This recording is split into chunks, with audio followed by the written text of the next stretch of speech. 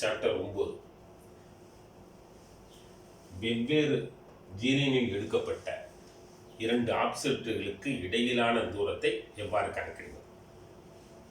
8வது சாப்டர்ல இதான் பார்த்தோம். மலபார் ப்ராப்ளத்தை யூஸ் பண்ணி அந்த ஒரு ஜீனியில் உள்ள எல்லா ஆப்ஜெக்டுகளையுமே இது கொண்டு வந்தோம். அதே மாதிரி இந்த ஜீனியில் உள்ள எல்லா ஆப்ஜெக்டுகளையுமே ஒரு காமன் ஜீனியில் கொண்டு வந்துட்டு நம்ம கால்குலேஷனை பார்த்தோம். இப்போ நம்ம என்ன செய்ய போறோம்னா, மலபார் ப்ராப்ளம் இல்லாம என்ஓஎஸ்ஆ போட்டு, புரியுதுங்களா, இதை எப்படி ஒரு ஜீனியில் உள்ள ஆப்ஜெக்ட்டுக்கும் மற்றொரு ஜீனியில் உள்ள ஆப்ஜெக்ட்டுக்கும் இடைப்பட்ட தூரத்தை கண்டுபிடிக்கிறது அப்படிங்கிறத பற்றி இந்த கணக்கில் பார்க்க போறோம். இப்போ உதாரணமா ABCDEFG அப்படிங்கிற ஒரு ஃபீல்டு இருக்கு. இந்த பக்கம் இப்படி இருக்கு ஃபீல்டு இருக்கு. நம்ம இந்த இடத்துல மட்டும் நம்ம கணக்கு இருக்குங்கிறதுனால இதை மட்டும் நான் போட்டிருக்கேன். இந்த பக்கம் நான் போடாம விட்டேன். அவ்வளவுதான். இதை மட்டும் நம்ம எடுத்துக்குவோம். இப்போ G to E அப்ளைன்ல உள்ள 9, 10, அதே மாதிரி G to A லைன்ல உள்ள 11, 12, இது ரெண்டுக்கும் இடைப்பட்ட தூரத்தை எப்படி கண்டுபிடிக்கிறது? உதாரணமா 10க்கும் 12க்கும் இடைப்பட்ட தூரத்தை எப்படி கண்டுபிடிக்கிறது? மலபார் ப்ராப்ளம் இல்லாம கண்டுபிடிக்கிறது எப்படி? ஒண்ணுமே இல்லை, ரொம்ப சிம்பிள். இப்ப 10ஐயும் 12ஐயும் போட்ட மாதிரியே தான் ஒரு காமன் ஜி லைனுக்கு கொண்டு வரணும்.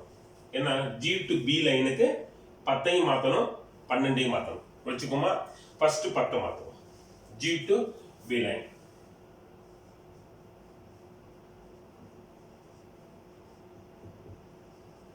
ஓகேயா?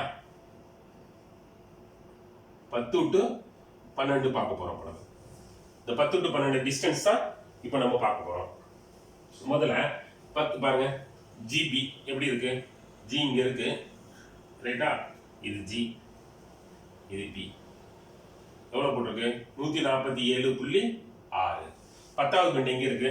உதாரணமா இங்க இருக்குமா 10வது பெண்ட்? இது 10. அப்ப இப்ப எந்த பெண்ட் நமக்கு லைனை மாத்துறோமோ நல்லா கேட்டுக்கங்க. இப்ப உதாரணமா 10வது பெண்டை மாத்த போறோம். அப்ப இந்த 10 எந்த லைனுக்கு மாத்த போறோமோ அந்த லைனை அடிப்படையா வச்சு ஒரு முக்கோணம் ட்ரையாங்கிள் ஒன்று ஃபார்ம் பண்ணிக்கணும். இப்போ 10 பெண்ட் மாத்துறதுனால 10வது பாயிண்ட இந்த பாருங்க, G to 10, 10 to B, இப்படி ஒரு ட்ரையாங்கிள் ஃபார்ம் பண்ணிக்கிட்டோம்னா இது நமக்கு அளவு தெரியும். இந்த G to 10 நம்மளால கண்டுபிடிக்க முடியும். அதே மாதிரி 10 to B-யும் கண்டுபிடிச்சிட்டோம்னா இதுவும் தெரியும், இதுவும் தெரியும், இதுவும் தெரியும். 3 பக்கம் அளவு தெரிஞ்சுன்னா இதுல ஒரு NOS போட்டோம்னா இந்த லைன் கிடைச்சிருமா? கட்டிங் பாயிண்ட்டும் கிடைக்கும், ஆஃப்செட் டிஸ்டன்ஸும் கிடைக்கும். அப்ப இந்த லைன் ஆட்டோமேட்டிக்கா இந்த G லைனுக்கு மாறிடுது. ஓகேயா? இப்போ அதை பார்ப்போம். இப்போ G to 10 பார்க்க முடியுமா? G to 10 ஈஸியா பார்த்துடலாம். என்ன ரேட் இருக்கு? 33.6க்கு 24.6 root of 33.6 square plus 24 square போட்டீங்கன்னா இந்த டிஸ்டன்ஸ் கிடைச்சிடும். இந்த டிஸ்டன்ஸ் எவ்வளவு? G to 10 41.6. நீங்க கணக்கு போட்டு பார்த்தீங்கன்னா உங்களுக்கு தெரியும். அதே மாதிரி 10 to B இருக்கா நமக்கு? 10 to B இல்ல. அப்போ போன கணக்கு போட்ட பார்த்தீங்களா? அதே மாதிரி தான் 10 to B வேணும். அது வேணும்னா என்ன செய்யணும்? நம்ம Bக்கு ஒரு லேட்டரல் எழுதிடணும். பாருங்க, இதே லைன்ல Bக்கு ஒரு ஆப்ஜெக்ட் எடுக்கணும். அப்ப என்ன செய்யணும்? ஒரு NOS போட்டோம். முதல் கணக்குல போட்டோம்ல அதே தான் NOS. நான் திரும்ப 2வது கணக்குங்கிறதுனால நான் அதை அடிச்சுட்டு புதுசா போடுற மாதிரி நான் போடுறேன். NOS எப்படி போடுவோம்? நம்ம 92 square plus 147.6 square minus 177.4 square by 2 × 92 போட்டா கட்டிங் பாயிண்ட் கிடைச்சிடும். அதுக்கு தகுந்த மாதிரி ஆப்செட் டிஸ்டன்ஸும் நம்மளால கண்டுபிடிக்க முடியும். ஓகேயா? இப்போ கண்டுபிடிச்சிட்டோம். என்ன வந்துச்சு ஆன்சரு? 6.6 back, 147.5 left B. இப்போ பாருங்க, 10 to B கண்டுபிடிக்க முடியுமா? 10 to B ஈஸியா பார்த்துக்கலாம்ல. என்ன பார்ப்பீங்க நீங்க? 33.6, இது பேக் 6.6ங்கிறதுனால கூட்டிக்கணும். 33, 39, 40.2. அப்போ ரூட் ஆஃப் 40.2 ஸ்கொயர் பிளஸ் இது ரெண்டுக்கும் வித்தியாசம் எவ்வளவு? 122.9, 122.9 ஸ்கொயர். பார்த்தீங்கன்னா 10க்கும் Bக்கு உண்டான தூரம் இது கிடைச்சிடும். எவ்வளவு வந்துச்சு? 129.3 நீங்க உட்காந்து போட்டு பாத்தீங்கன்னா ஈஸியா கால்குலேட்டர் வச்சு போட்டீங்கன்னா உங்களுக்கு தெரிஞ்சிடும். இப்போ பாருங்க 3 பக்க அளவு தெரியுது. இப்போ இது ஈஸியா இதுல இன்வாய்ஸ் போடலாம். என்ன இன்வாய்ஸ் என்ன? கட்டிங் பாயிண்ட்டுக்கு 147.6 square plus 41.6 square minus 129.3 square by 2 into 147.6 எவ்வளவு வருது? Cutting point 23.0. இந்த டிஸ்டன்ஸ் எப்படி பார்ப்போம்? Root of 41.6 square minus 23 square போட்டோம்னா இந்த டிஸ்டன்ஸ் கிடைச்சிடும் 34.7. ஓகேயா? இப்ப இது கிடைச்சிருச்சு. இதே மாதிரி 12வது பெட்டுக்கு நான் 10க்கு 12க்கு தானே பார்க்கணும் நம்ம. அப்போ 12ஐயும் இந்த லைனுக்கு கொண்டு வரணும். 12 இங்க இருக்கு பாருங்க, இங்க இருக்குமா? 12 ஒரு புள்ளி வச்சுக்கோ. இப்போ பாருங்க இது 12. அப்ப 12ஐயும் ஒரு முக்கோணமா ட்ரையாங்கிளா ஃபார்ம் பண்ணிக்கிறோம். எந்த பாயிண்ட்டுக்கு எடுக்கணுமோ அந்த பாயிண்ட் இதை அடிக்கோடா வச்சுக்கிட்டு எந்த கோடு எந்த லைனுக்கு மாத்தணுமோ அதை அடிக்கோடா வச்சுக்கிட்டு ஒரு ட்ரையாங்கிள் ஃபார்ம் பண்றோம். வேற ஒண்ணுமே இல்லை. ட்ரையாங்கிளை ஃபார்ம் பண்ணிட்டு இந்த அளவை கண்டுபிடிக்கிறோம், இந்த அளவையும் கண்டுபிடிச்சிடும். இப்போ 3 பக்கம் அளவு வந்துருச்சுன்னா ஒரு என்வாய்ஸ் போட்டோம்னா இந்த லைன் வந்து இதுக்கு உண்டான ஆப்செட் எடுத்த மாதிரி தான் ஆயிடும். அப்ப இது எப்படி கண்டுபிடிக்கிறது? G to 12. Gல இருந்து 12 நமக்கு தெரியும். Root of 100.4 square plus 16.4 square போட்டோம்னா இந்த டிஸ்டன்ஸ் கிடைச்சிடும். எவ்வளவு? 101.7. ஓகேயா? அதே மாதிரி 12 to B இருக்கா? இல்ல. அப்ப இந்த லைன்ல போட மாதிரி தான் பிக்கு ஒரு என்ஓஎஸ் போட்டோம்னா நம்ம ஈஸியா 12 to B-யும் கண்டுபிடிச்சிக்கலாம். எவ்வளவு வருது? என்ஓஎஸ் போட்டோம்னா லேடர் எவ்வளவு வருது?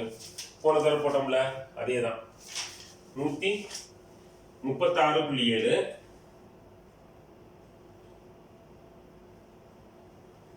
55.7 B. இப்போ போட்டுக்கலாம்ல ஈஸியா. 12க்கும் பிக்கும் பார்க்கணும் என்ன செய்யணும்? இது 2க்கும் மைனஸ் எவ்வளவு? 36.3 root of 36.3 square plus 39.3 square போட்டீங்கன்னா இந்த டிஸ்டன்ஸ் கிடைச்சிடும். இது எவ்வளவு வருது? 53.5. பாருங்க. இப்ப இது ஒரு ட்ரையாங்கிள். இந்த ட்ரையாங்கிள்ல என்ஓஎஸ் போடுங்க. 147.6 square plus 101.7 square minus 53.5 square by 2 into 147.6. ஓகேயா? இப்ப கட்டிங் பாயிண்ட் கிடைச்சிடும். என்ன கட்டிங் பாயிண்ட்? 99.1. இந்த ஆஃப்செட் டிஸ்டன்ஸ் எவ்வளவு? ஆஃப்செட் டிஸ்டன்ஸ் 99.1 7 இல்ல. ஓகேயா? இந்த ஆஃப்செட் டிஸ்டன்ஸ் என்ன செய்ய போறீங்க? நீங்க root of 101.7 square minus 99.1 square போட்டீங்கன்னா இந்த டிஸ்டன்ஸ் கிடைச்சிடும் 22.8. இப்போ பாருங்க 10க்கும் 12க்கும் பார்க்க முடியாதா? ஈஸியா பார்த்துடலாம். 99.1 minus 23 square whole square plus 34.7 22.8 plus 34.7 plus 22.8 whole square போட்டு ரூட் ஆஃப் போட்டோம்னா நமக்கு 10க்கும் 12க்கும் உண்டான டிஸ்டன்ஸ் நமக்கு கிடைச்சிடும். இதே மாதிரி 9க்கும் 12க்கும் பார்க்கணும்னாலும் 9 இப்படி வச்சுக்கிட்டு 9 மையமா வச்சு ஒரு ட்ரையாங்கிள் ஃபார்ம் பண்ணணும்.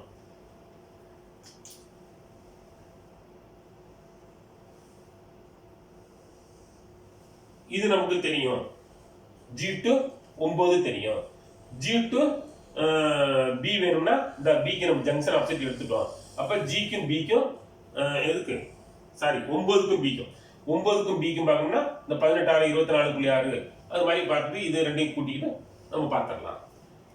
புரியுதுங்களா? ஆனா என்ன, ஒவ்வொரு பெண்டுக்கும் ஒரு முக்கோணம் தனித்தனியா போட்டு இந்த டிஸ்டன்ஸ் கண்டுபிடிச்சு இந்த லைனுக்கு கொண்டு போகணும். மலபார் ப்ராப்ளத்துல ஒரே கணக்கா ரெண்டையும் கொண்டு போயிடலாம். இது மட்டும்தான் வித்தியாசம். ஆனா இப்படியும் போடலாம். ரெண்டுமே ஒரே ஆன்சர் தான் வரும். நம்ம 2 மெத்தடையுமே போட்டு பழகிக்குவோம். இன்னும் ஒரு சாப்டர் இந்த கணக்குகளே கொஞ்சம் இன்னொரு தடவை போடுவோம். ஏதாச்சும் ஒரு கணக்குல கொஞ்சம் மாறுபட்ட கணக்குகளை நம்ம போடுவோம். இது இல்லாம நம்ம அடுத்த சாப்டர்ல உதாரணமா இது ஒரு ஜீலைன் வச்சுக்குவோம்.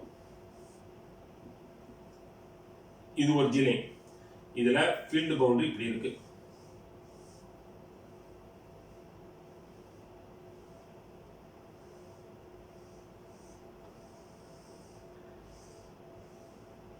இது ஒரு லைன் இருக்கு. இது ஏ, இது பி.